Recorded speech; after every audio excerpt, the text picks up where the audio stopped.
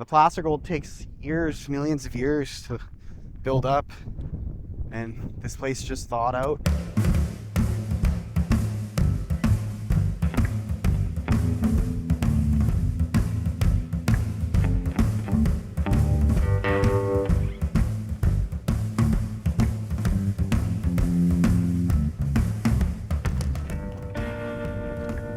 Here we are, guys, back at the river. Look at the water, it's so clean.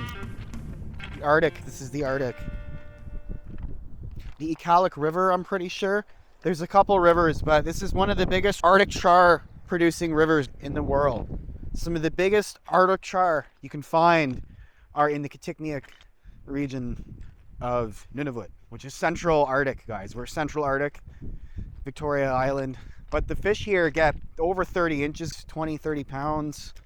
Big, heavy fish. They got these huge lures, like literally the size of my hand, to snag them with. Any of you fishermen too, if you like fishing, come out here.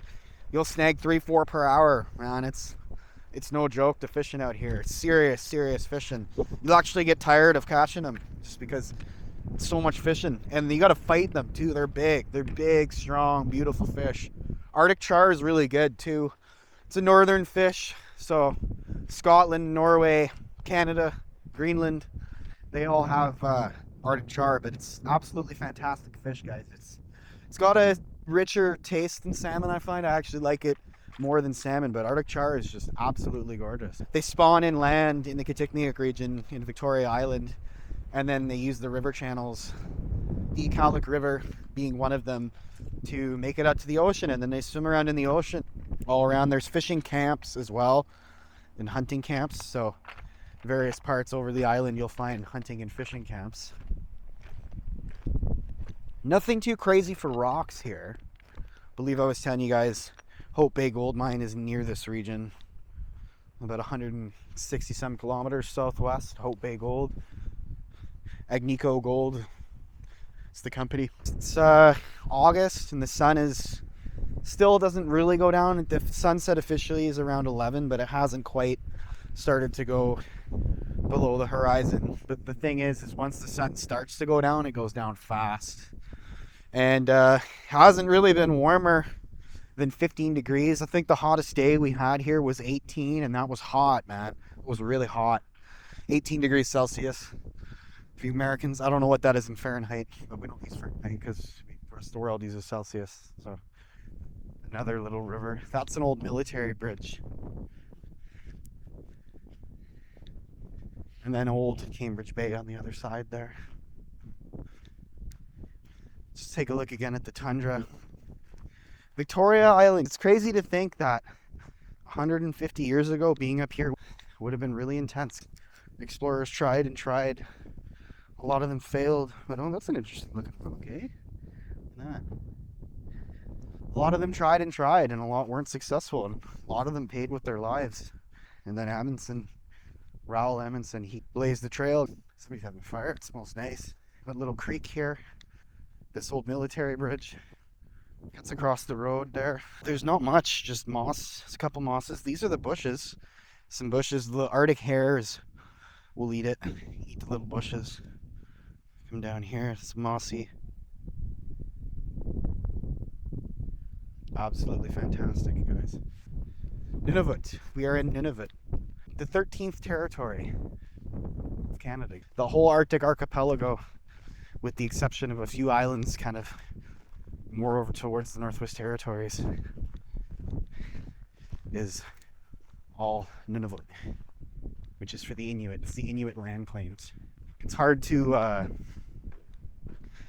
do any placer mining here because the region's just so young from being out from under the ice. It's under the ice for the longest time, and then it's finally thawed. But even still, the placer gold takes years, millions of years to build up, and this place just thawed out. So, and plus this region's not ideal, too flat. Need more mountainous region like Baffin Island, I'd imagine. We're just taking it all in, appreciating the Arctic desert.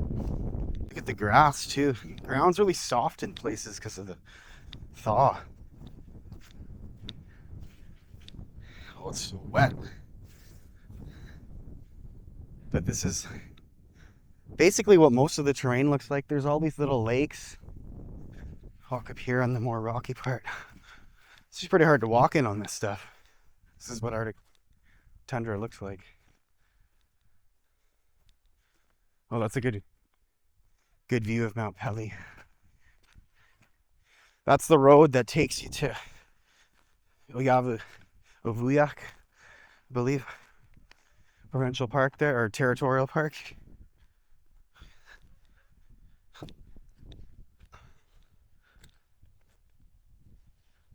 can see the road. We did a bit of that last time. It's a pretty far drive out there though, but you could drive just across the tundra. Get the old power wagon. There's an ambiance to it that just, it's hard to explain. Some dogs over there interested why I'm around here. So I think that's a hunting cabin or a fishing cabin, but there's not much, guys.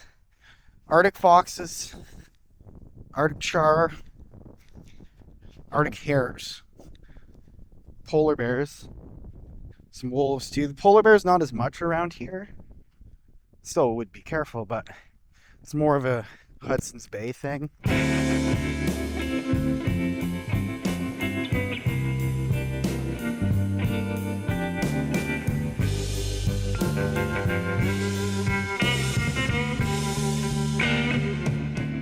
Here we are, Arctic Ocean. Go out on the dock and take a look at this water. So we're in the little inlet here, Cambridge Bay. This is the dock. You can fish off of Arctic char, guys. Some big Arctic char in here, huge. The Loran Tower used to be over there. Signal Tower. Look how clean that water is. See right down to it.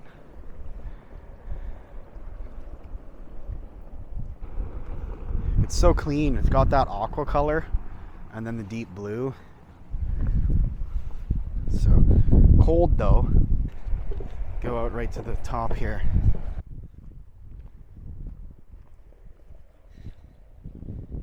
See, it gets deep there, it drops right off. But this is the little inlet of Cambridge Bay. That's town right here. The CHARS, the Canadian High Arctic Research Center, CHARS, that's over there. So they do weather research. It's a weather research station. They study weather. We're in the desert, the polar desert of the Arctic. So it's really dry, dusty. Pretty windswept as well. No trees, minimal vegetation. Victoria Island above the Canadian mainland. Okay guys, so this is kind of cool. This is the magnetic observatory. So they're observing the magnetic anomalies in the up here, up near the North Pole, you know, high enough up on the Earth, which is where we are. Gravity isn't as strong up here, and they think it might have something to do with the magnetic pull of the Earth. All the roads dead end too. You can't get anywhere else on the island. There's one other community on the Northwest Territories side because it's broken up into two sides basically. Northwest Territories and Nunavut.